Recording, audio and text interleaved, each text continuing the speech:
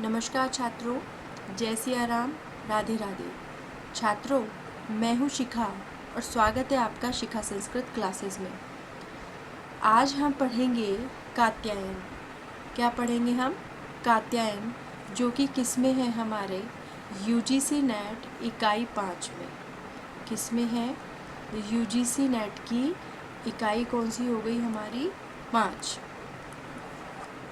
इससे पहले मैं आपको पाणिनि करवा चुकी हूँ और हम यूजीसी नेट की जो यूनिट है वो 1 और 9, इसको हम क्या कर चुके हैं? कंप्लीट कर चुके हैं।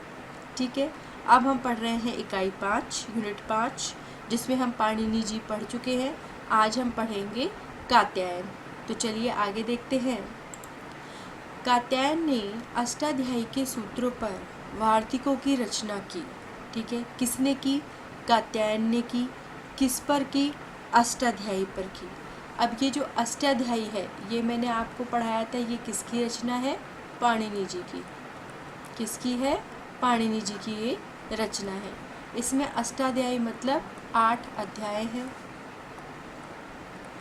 इसमें 8 अध्याय हैं। अब उसके जो सूत्र है, अष्टाध्याय में जो सूत्र हैं, उन पर वार्तिकों की रचना की। अब आप कहेंगे कि वार्तिक क्या होते हैं?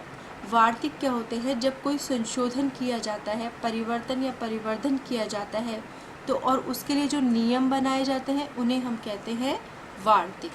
क्या कहते हैं? उन्हें हम वार्तिक कहते हैं। अब देखिए, अष्टाध्यायी के सूत्रों में जब आवश्यक पड़ी किसको? कात्यायन जी को, तो उन्होंने उसमें संशोधन किया, परिवर्तन किया, परिवर्धन किया के लिए कात्यायन ने जो नियम बनाए, उन्हें हम क्या कहेंगे? वार्तिक कहते हैं। आगे देखिए, इसमें वार्तिक का अब लक्षण क्या होता है? उक्तानुक्त दुरुक्त चिंता वार्तिकम। ठीक है, अब ये जो लक्षण है, ये जो हम लक्षण पढ़ रहे हैं, ये कहाँ से लिया गया है? ये लिया गया है काव्य मीमांसा से। कहाँ से लिया गया है? ये काव्य मीमांसा से ये लक्षण लिया गया है, जहाँ पर उक्त क्या है? वर्णित नियमों के अपवाद और नियम आदियों का वर्णन। जितने भी जो भी नियम बनते हैं और उन नियमों में क्या क्या अपवाद लगता है, उनका वर्णन उक्त कहलाता है। अनुक्त, जिस विषय में कोई नियम ही नहीं बनाया गया है। ठीक है, जिस विषय का कोई नियम ही नहीं लगाया जिसमें, वो अनुक्त हो गया। और उनका जो वर्णन किया गया तो वो कहलाया दुरुक्त। यदि किसी नियम में, ये देखिए, यदि किसी नियम में कोई भूल चूक हो जाती है तो वो कहलाती है व्रति। नियम में अगर भूल चूक हो जाएगी तो वो क्या कहलाएगी? व्रति। व्रति के विशद विवेचन को, पूर्ण विवेचन को क्या कहेंगे? वार्तिक कहेंगे। क्या कहेंगे? वार्तिक कहेंगे। इन लक्ष्यों की पूर्ति कात्यायन के वार्तिकों में है। यानी जितना भी उन्होंने परिवर्तन किया, जो भी उसमें संशोधन किया या किसी सूत्र को बढ़ाया, ठीक है, तो वो सब किस में है? कात्यायन के वार्तिकों में है। जैसे पाणिनि के समय में दिधि और वेवी 2 धातुएं प्रयुक्त थी उस वक्त। कब? पाणिनि जी के समय में। लेकिन जब कात्यायन जी का काल आया तो उस समय ये जो थी धातुएं, वो अप्रचलित हो गई, मतलब वो उस समय नहीं चलती थी।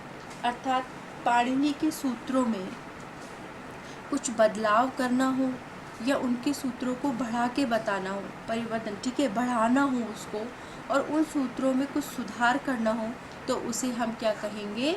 वार्तिक कहेंगे। चलिए आगे देखिए। वार्तिकों के आधार पर ही पीछे से पतंजलि, अब देखिए, सबसे पहले पाणिनि, फिर कात्यायन और फिर कौन हुए? पतंजलि। अब पतंजलि ने क्या रचा था? महाभाष्य। पतंजलि ने महाभाष्य की रचना की। किसके? वार्तिकों के आधार पर। ठीक है, वार्तिकों के आधार पर पतंजलि की रचना कौन सी हो जाएगी? महाभाष्य। अब देखिए, पुरुषोत्तम देव ने अपने त्रिकांड शेष अभिधान कोश में कात्यायन के अनेक नाम लिखे हैं। कात्यायन के अब नाम देखिए कितने नाम हैं? कात्य, पुनर्वसु, मेघादीत और वर रुचि।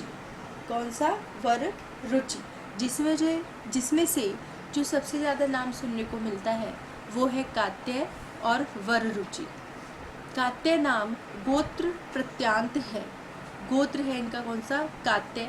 महाभाष्य में उसका उल्लेख भी मिलता है। किस में मिलता है उल्लेख? महाभाष्य में। पुनर्वसु। पुनर्वसु नाम नक्षत्र से संबंधित है। भाषावृत्ति में पुनर्वसु को वररुचि का पर्याय कहा गया है। किसमें कहा गया है? भाषावृत्ति में। मेघाजीत का कहीं अन्यत्र उल्लेख नहीं मिलता है, इसका उल्लेख हमें कहीं नहीं मिलता है, लेकिन ये उनका नाम है। इसके अतिरिक्त कथा सरित सागर, वृहत कथा मंजरी में कात्यायन वररुचि का एक नाम क्या है? श्रुतधर भी आया है। किसमें? कथा सरित सागर और वृहत कथा मंजरी में। हेमचंद्र एवं मेदिनी कोशों में भी कात्यायन के वररुचि नाम का उल्लेख है। किसमें? हेमचंद्र एवं मेदिनी कोशों में भी कात्यायन का वररुचि जो नाम है उसका उल्लेख किया गया है। अब आपको इनके नाम पता चल गए। कितने नाम थे इनके? कात्य था, पुनर्वसु था, मेघाजीत था और वररुचि था। कात्य जो नाम था वो गोत्र प्रत्यांत था, महाभाष्य में उसका उल्लेख मिला है। पुनर्वसु जो था वो नक्षत्र संबंधित था, मेघाजीत का कहीं उल्लेख नहीं हुआ है। और एक नाम जो वररुचि है वो श्रुतधर भी आया है। ठीक है, आगे देखिए इसमें और कात्यायन पाणिनि और पतंजलि के मध्य श्रृंखला जोड़ने वाले माने जाते हैं। ठीक है, पाणिनि और पतंजलि इन दोनों के मध्य में कौन थे? कात्यायन। कौन थे इन दोनों के मध्य में? कात्यायन। ये दाक्षिणात्य थे, जैसा कि पतंजलि ने इनके एक वार्तिक, किसके वार्तिक? जो कात्यायन जी का एक वार्तिक है उसमें से बताया है।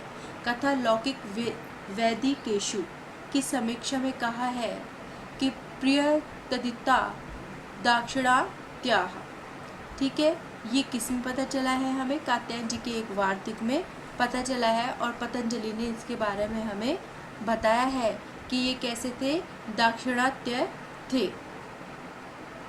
आगे देखिए, अब देखिए कात्यायन का नाम, कात्यायन का समय सबसे पहले हम देखेंगे 4वीं शती ईस्वी पूर्व। कोई कहता है 350 ईसा पूर्व और किसी का मानना है 300 ईसा पूर्व। ठीक है, अलग अलग विद्वानों के इसमें अलग अलग मत बताए गए हैं। कात्यायन का नाम, अब मूल नाम जो था कात्यायन जी का वो इसमें था वररुचि और दूसरा कात्य। वररुचि और कात्य। आगे देखिए, कात्यायन जी की उपाधि, उपाधि कौन सी है? वार्तिकार। कौन सी उपाधि है? वार्तिकार। कात्यायन जी के गुरु वो हैं उपवर्षाचार्य, उपवर्षाचार्य और पाणिनि। ठीक है, आगे देखेंगे प्रायोगिक वार्तिकों की संख्या। प्रायोगिक वार्तिकों की संख्या कितनी है इसमें? 836। और मूल वार्तिक इसमें कितने हैं? मूल वार्तिक है इसमें 5000 के लगभग। और कात्यायन जी की रचना इसमें कितनी हुई? कात्यायन जी की रचना कौन सी है? वार्तिक माला। कौन सी रचना है? वार्तिक माला। चलिए छात्रों, यहाँ पर हमारा ख़त्म होता है कात्यायन जी का परिचय। इसको आप ध्यान से पढ़िएगा। मैंने क्या बताया है? एक तो कात्यायन जी का समय बताया है 4वीं शती ईस्वी पूर्व। कात्यायन जी का मूल नाम वररुचि, मूल नाम इनका क्या है? वररुचि। कात्यायन जी की उपाधि क्या थी? वार्तिककार। कात्यायन जी के गुरु उपवर्षाचार्य और पाणिनि। प्रायोगिक इनकी वार्तिकों की संख्या कितनी है? 836। मूल वार्तिक, कुल वार्तिक कितने हैं? 5000 के लगभग बताए गए हैं। और कात्यायन जी की रचना कौन सी है? वार्तिक माला। यहाँ पर ख़त्म होता है हमारा कात्यायन जी का परिचय। अब इसके आगे जो हम पढ़ेंगे, इसके आगे हम पढ़ेंगे पतंजलि। क्या पढ़ेंगे? पतंजलि का परिचय। तब तक आप इसको याद कीजिए, समझिए अच्छी तरह और इसके नोट्स बनाइए। इससे पहले मैंने आपको पाणिनि पढ़ा दिया है, आप उसको भी पढ़िए। अब इसके बाद हम करेंगे पतंजलि।